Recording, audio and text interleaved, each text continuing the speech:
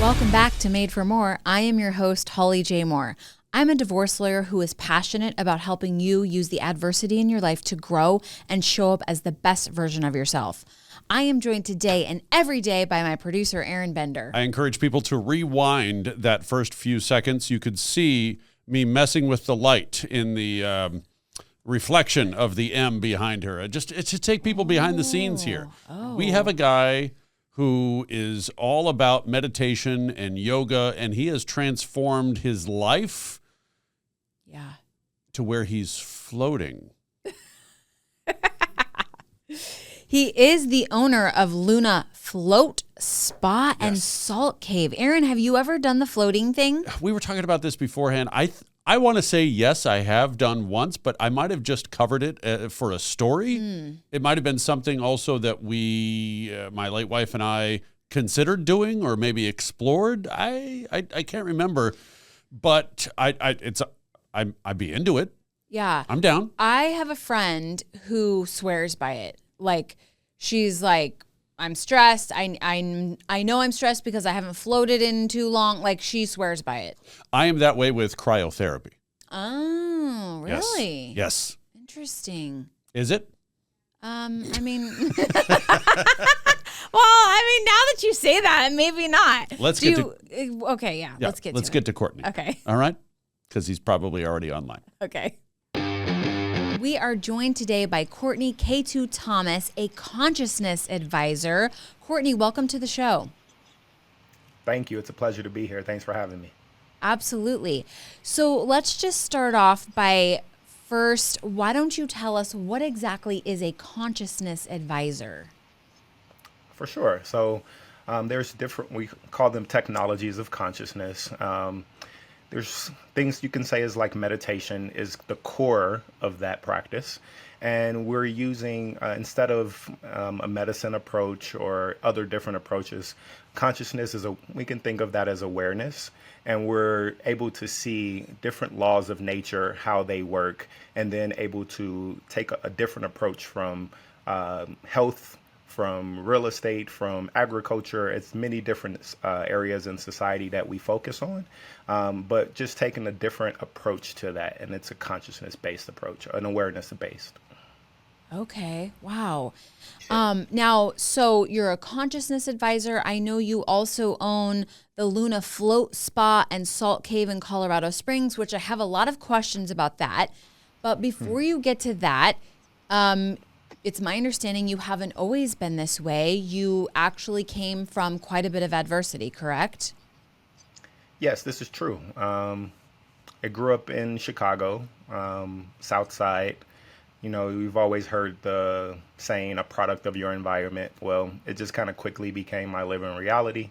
By the age of 21, I was incarcerated the first time. And then I got two more convictions, so 3 convictions total in a 7-year period, all during my 20s. And it just came to a point where I no longer wanted to live the lifestyle that I was living, but I really didn't, know where to start or how to, make that change. And I can go into details if you like, but just that was the beginning. Yeah, we don't have to get super detailed, but I mean, I think the obvious question is like, what were you incarcerated for? Yeah, drugs and violence. So when I got emotional, these were the things that I think of emotions now as energy and motion. But in our bodies, our energy channels start to get, clogged or stagnant. They're mixed with impurities, with toxins, and then that energy isn't able to flow how it should.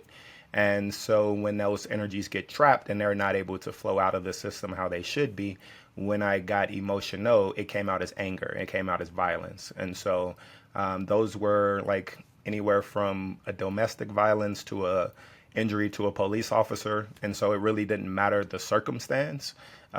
This is just how my energy was expressed at that time. Wow. Okay. What causes energy to be trapped? We'll just, to be simple, impurities that we put into our body, impurities from our surroundings, impurities from our environment. This can be anything from the foods that we're eating to cell phone towers to whatever those things may be. And this, most people are familiar with acupuncture. And so there's, the 12 meridians, and an acupuncturist would say try to place a needle in a specific energy point to let energy start to flow through that point, which leads from the organs to different parts of the body. And when those channels get clogged with impurities, in my system of study, it's called Ayurveda. That's what I did my bachelor's degree in. It's a system of healthcare from Eastern India. We call it ama, and ama is like undigested food particles. And when those things get stuck in the system, then that stops energy from flowing how it should be.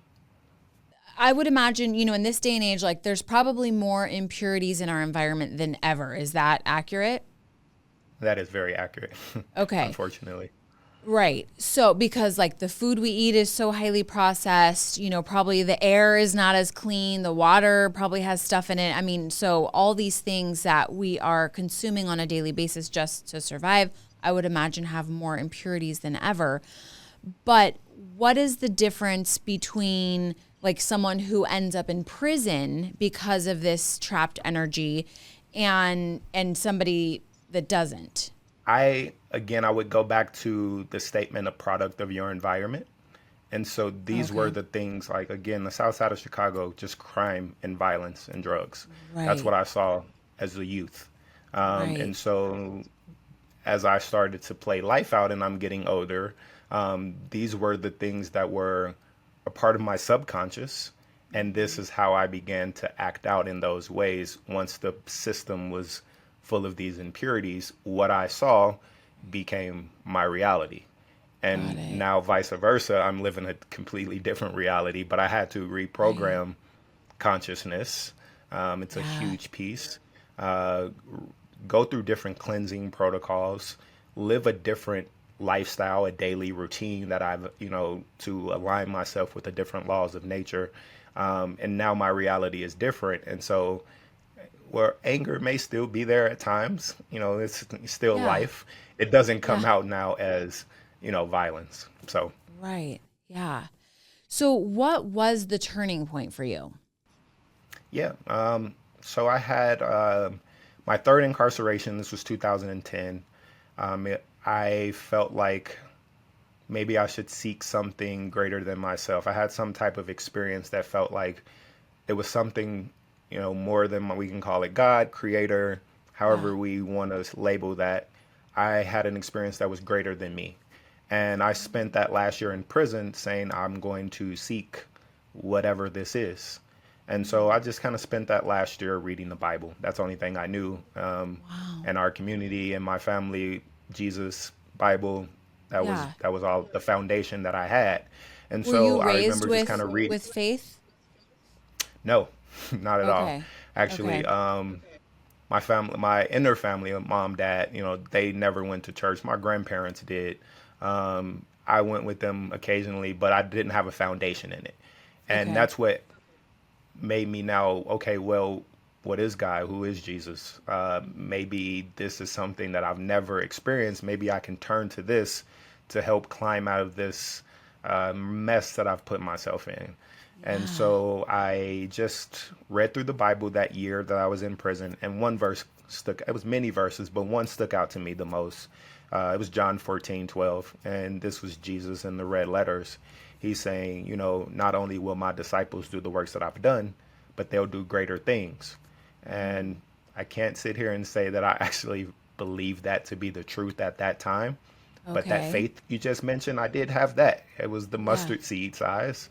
But I remember just kind of making a sincere prayer. Jesus, if you are who you are, then just lead me. And there's no place I won't follow. And that's kind of how my journey began of seeking. And I didn't think I would be led to like the Eastern Indian traditions, yoga, meditation, Ayurveda, things like that, because it wasn't a part of my upbringing. I knew nothing about it, but that's where I was led. And so I decided to follow it wholeheartedly, and transformation happened. Yeah. Wow.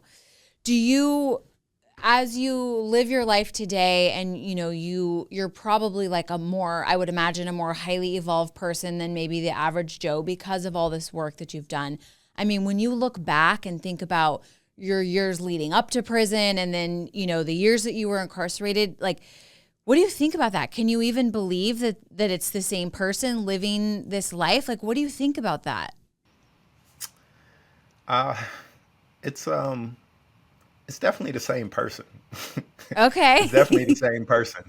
Um, like the inner me doesn't change. It's Yeah. how I perceive reality these days and how Mm, I, the knowledge that I've gained to create a different lifestyle. And yeah. so, I still don't distinguish myself as like two separate people, two separate Yeah. beings. It's just that before I didn't have this knowledge. This is not something that was taught in my environment or my community. It's not taught honestly that much anywhere. Right. Yeah. And then when I took the time to say, it was really my responsibility. I can't blame anyone else. I talk about product of environment, but I made the decisions that I made. And when I decided to take responsibility for those decisions, then it was like, okay, well, if it was my fault, the reason that I went to prison, then it's also going to be my fault if I want to change and become the person that I believe that I have the potential to be. And so Mm, taking that responsibility, now the weight's on my shoulders. Now I have to go out and perform on a daily basis and right. commit to the knowledge. And once you have the knowledge, I see that as like the greatest purifier, but it's nothing until you start putting in the action. And so now Right. it's the day to day actions that you have to do to live up to the knowledge that you've been presented and to live up to your potential. So, Yes, that's yeah, so true. So, a moment ago, you mentioned that you had to go through various different things in this transformation. One of the things you talked about were different cleansing protocols. Can you talk a little yes, bit about what that means and what those were? definitely. So the cleansing protocols are a part of Ayurveda. Ryu means life. Veda is just science. So it's the science or knowledge, you can say, the knowledge of life, the knowledge of lifespan. When I was kind of in the beginning stages of religion, because I look at it as two different phases of what I went through. There was a Okay. religious aspect, and the religion, to me, a definition could be seeking God outside of myself, in the church, in the pastor, in the Bible, whatever that is. And then it came to a point where I felt like I was getting stagnant. And so then it was about seeking God within myself. That from the scriptures that I had read and the knowledge that I was gaining just from the religion, is saying God is within. And to seek ye first the kingdom, and everything else will be added on to you. And so the kingdom of heaven is within. So I started to see this as the temple of God. And Mm, if I really wanted to create an intimate relationship with the creator, then the information that I was getting was that I need to find ways to purify the temple. And it started off like oh, very superficial, okay. changing toothpaste, changing Oh, deodorant, things yeah. like that. That was the superficial aspects, I would say. But then I Wow. found Ayurveda, and it started with a meditation. First, I was kind of starting in yoga. Yoga meaning yoga asanas, the postures that are in every local gym, these Yeah, days. yeah. And meditation was something that was calling me, and I didn't know anything about it or where to start. But I remember Oprah Winfrey and Deepak Chopra, they were doing these 21-day meditations together. And one of them was called Perfect Health. And they said, if you want to experience perfect health, then you can come to the Chopra Center. So this is 2010. I didn't know who Deepak was. I knew Oprah, she was on our Yeah. TV. And so Yeah. it was like, okay, well, if Everybody Oprah's knows doing it, Oprah. everybody knows Oprah. So Yeah. if Oprah's doing it, I'll try it. And I had the Yeah. experience. And so I really wanted to go and experience what the cleanse was. I had no Okay. idea until I actually got there what it was. And it took me maybe 3 years, 4 years, because it's not cheap. Wow. And so Okay. we went for me and my wife, we went for a 10-day cleanse. It's called Pancha Karma. It's a Okay. detoxification protocol of Ayurveda. And what they're doing is using herbalized oils to do Okay. specific types of massage techniques depending on where you are holding toxins in your system. And so Okay. these oils and herbs bond to the tissues, the toxins that's in your tissue.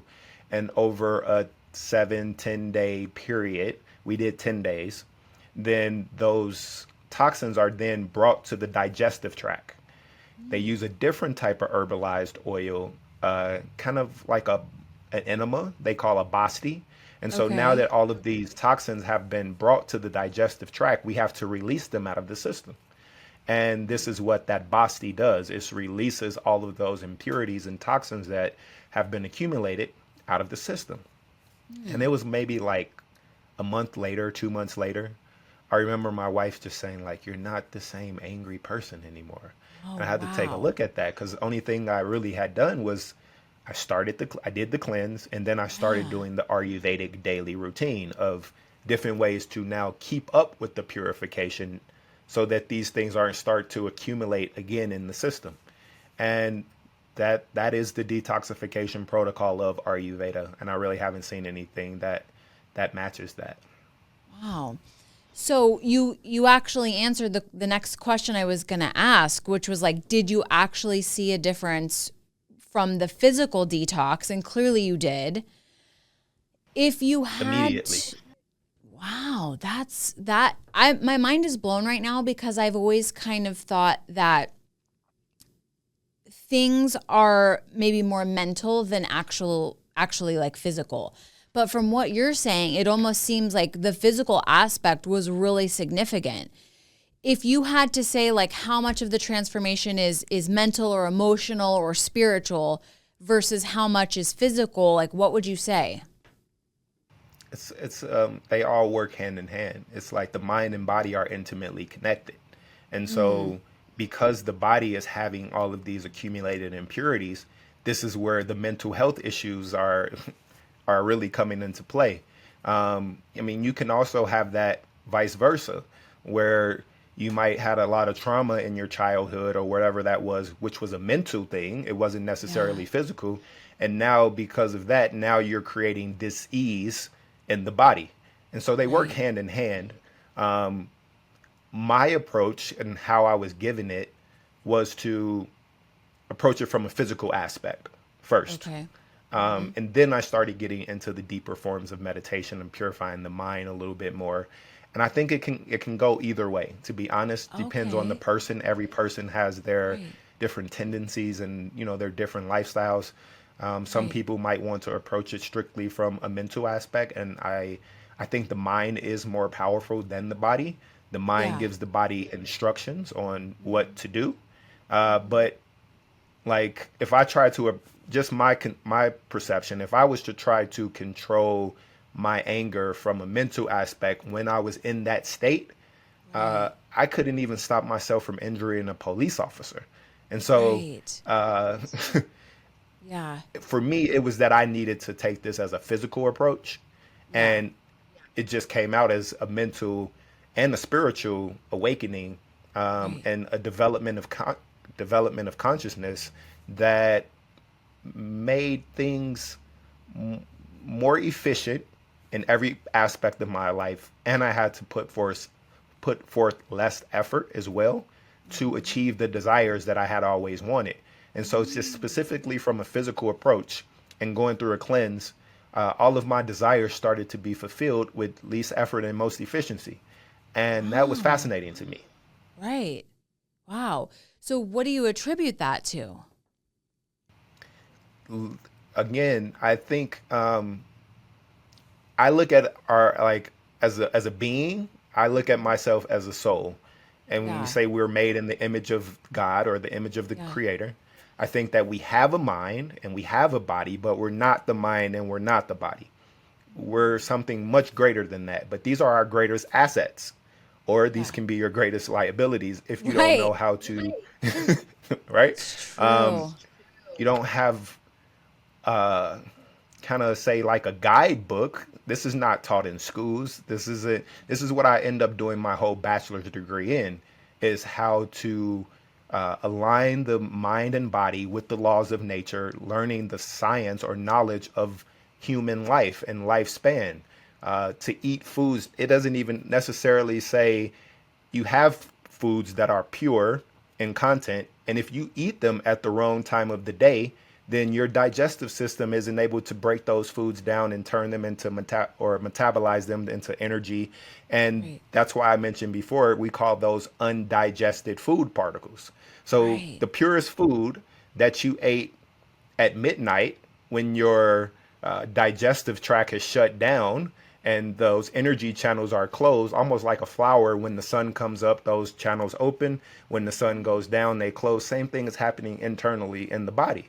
And Wow. just it's to me, for myself, it was ignorance. It was a lack of knowing, and I just Yeah. didn't know. And when I started to seek this knowledge, and then I did the science project on myself. Okay, here's Right. 5,000 years worth of knowledge that they say if you do this posture, then this is what happens. If you eat this herb, then this is what happens. So I started to do the science on myself to see what the results were, and the results were exactly what the knowledge was saying. So now you've had this, sort of sorted background, as a young adult being in prison. Now you've sort of transformed into this person of a very high level of consciousness. You're now a consciousness advisor. And now you own a float spa and salt cave, right? With your wife. Yes. Okay. So tell us a little bit about that, that business in case anybody listening wants to go check it out, but also like talk to us about the benefits of floating. And I don't even actually know what a salt cave is. So educate us on those things. Okay. So about midway through my degree program, I felt like I had been through enough of the transformation that I was ready to be of service to others. And so I started seeking ways to make that reality. And it was a local spa that was in town. It was called Luna Float Spa. The Salt Cave wasn't a part of that at the time. They were doing flotation therapy, and those were things that I was also using in my personal journey as well. So I have the Okay. consciousness-based approach, and then this is more like the modern approach. And these things are more relaxation-based, I would say, than transformation-based. Oh, But okay. I want to have a place to meet people wherever they are. Yeah. The float tanks is something that I originally heard about from Steph Curry. I'm a huge basketball fan, and he said he was going in there and like practicing his free throws and three pointers, like a mental type of thing. Mentally. And Yeah. so, yeah, and so with me being an avid person in meditation, I wanted to see what the meditation experience was like.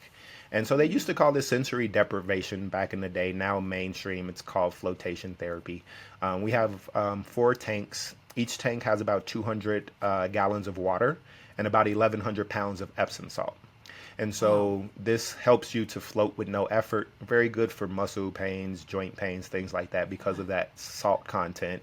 The water temperature is about 96, 97 degrees to match your skin temperature. Oh. And then you can cut the lights off or you can keep them on. It's your choice.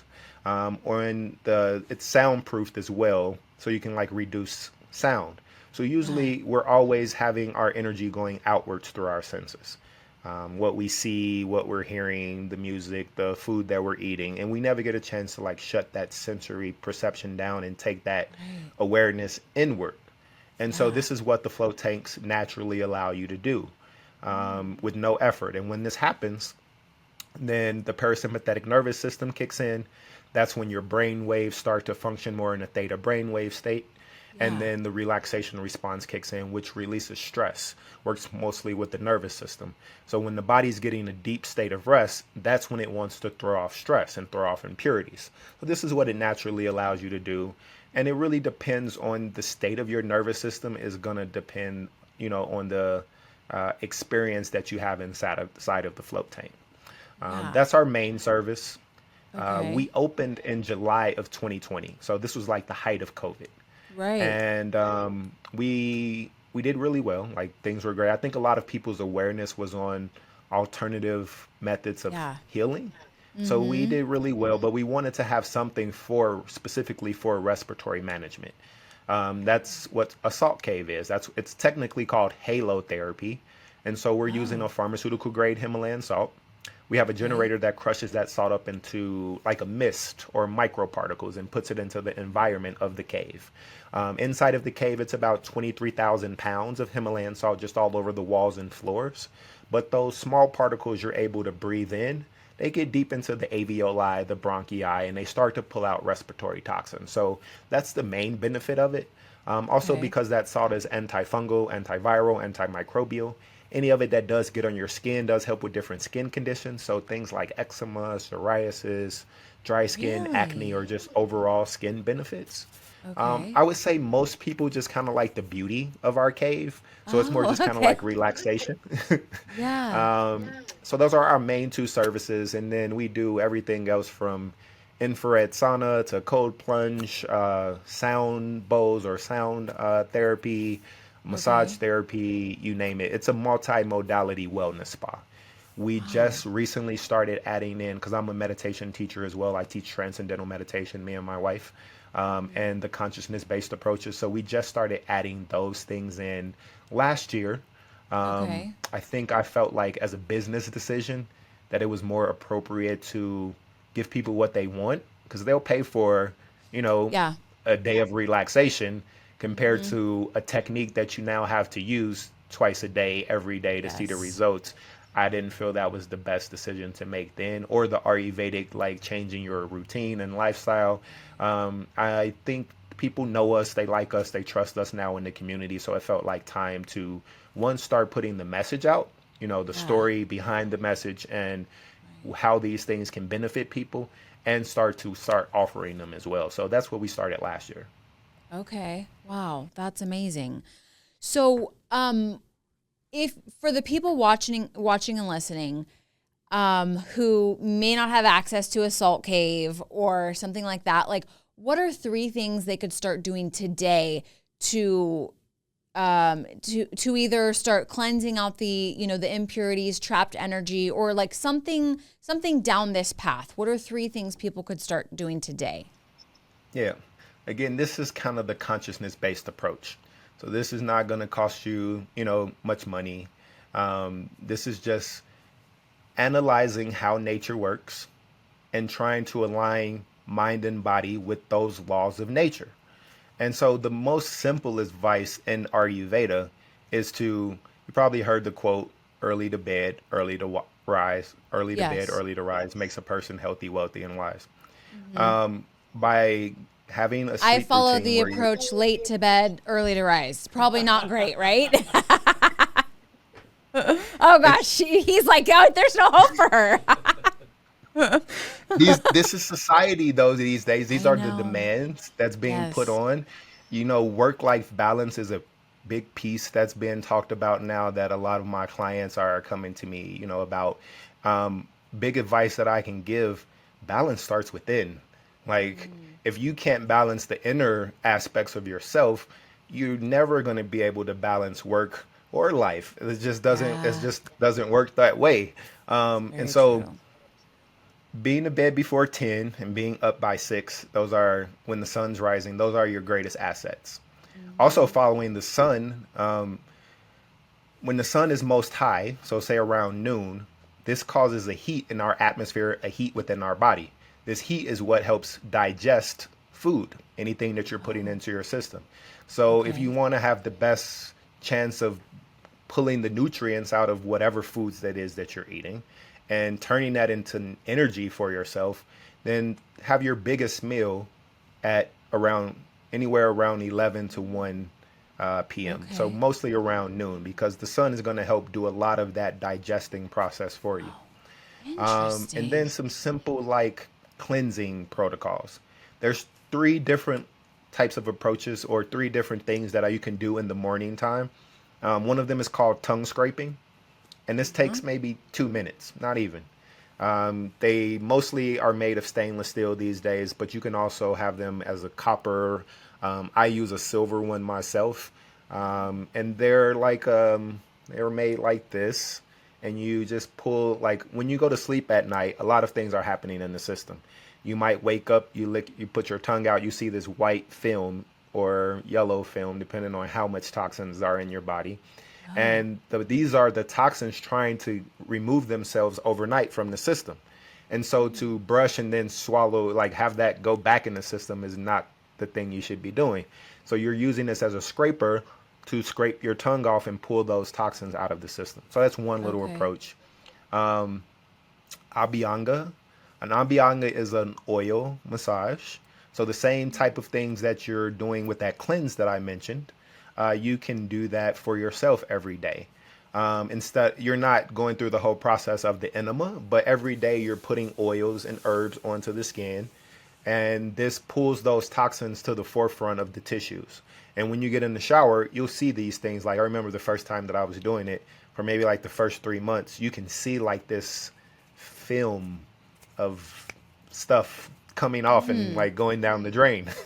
And then after maybe like 3 months, like I didn't see it anymore because I kept up with this daily routine. And you want to keep the oil on maybe for 5 to 20 minutes, however long you may have. It's not that big of a thing. It's better to just kind of put it on and at least get it into the system. So that's another approach. Tongue scraping, oil pulling. Oil pulling, that's the other one that I wanted to mention. So oil pulling, it's using sesame oil or coconut oil. You can have herbs in there. When I first started, I didn't have the herbal contents or things, but ear, nose, and throat. These toxins start to come into the oil, bond to the oil, and you're swishing just in your mouth for 5 to 10 minutes, and then you just release that out. Yes. Okay. So those are three ways of every day to release toxins that's been accumulated for that day. Once you go through a panchakarma protocol, you want to keep the system as clean as possible. And so this is a way to daily go through cleanses to keep the upkeep, you can say. Yeah. Awesome. Well, Courtney, thank you so much for being on the show and for, letting us talk to you about your past and also giving us the tips to have a healthier, more conscious future. I really appreciate you being here. You're most welcome. It was a pleasure to be on today. Thank you. I've got just a little bit more to say. Courtney's story reminds me of when I watched the movie Vanilla Sky, like years and years ago, the one with Tom Cruise. And I still remember a line from that movie. And the line was, every single day is a chance to turn it all around. And obviously that's what Courtney did with his life, to go from, growing up on the south side of Chicago to being in prison for drugs and violence to now this amazing consciousness advisor who is just living such a different life. We all have that opportunity every single day, no matter what's going on in our life or what we want to change in our life. Every day is a chance to turn it all around. And I know that you can do it because you were made for more.